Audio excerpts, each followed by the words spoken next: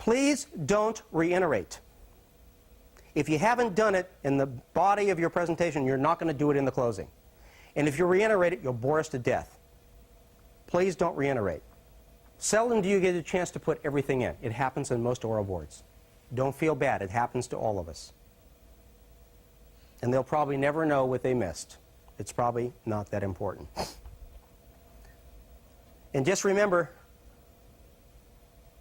it's not over till it's over and you've left the building. Be careful what you say. Had a candidate one day that did an excellent job. He actually aced the oral board. And at the end, when we're done, he says, well, if I don't get this job, I've got that part-time painter's job to fall back on. Why did he say that? He really harmed himself point-wise.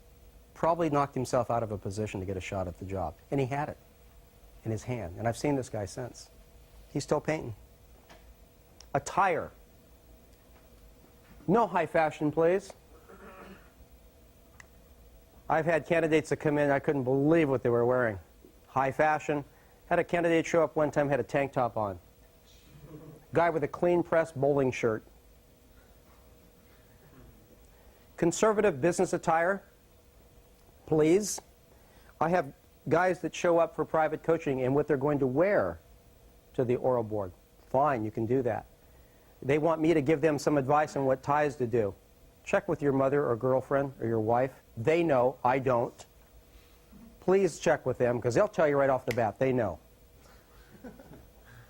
Ladies, the same attire that would be appropriate for women. Ladies, hair up, please.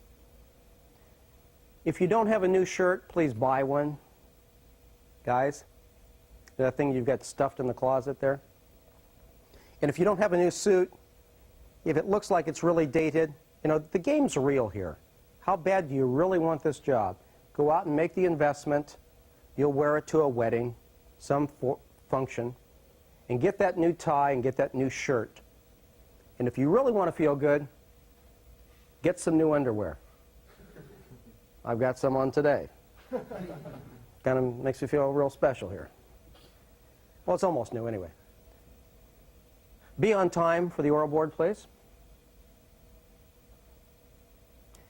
Was up in a test in Northern California. We were handing out flyers for our seminars, and I see this guy booting, just at a dead run for the written test. I mean, this guy wasn't 2 minutes late. It was 20 minutes late. Just booting. And he wasn't the only one. You know, be on time for these functions.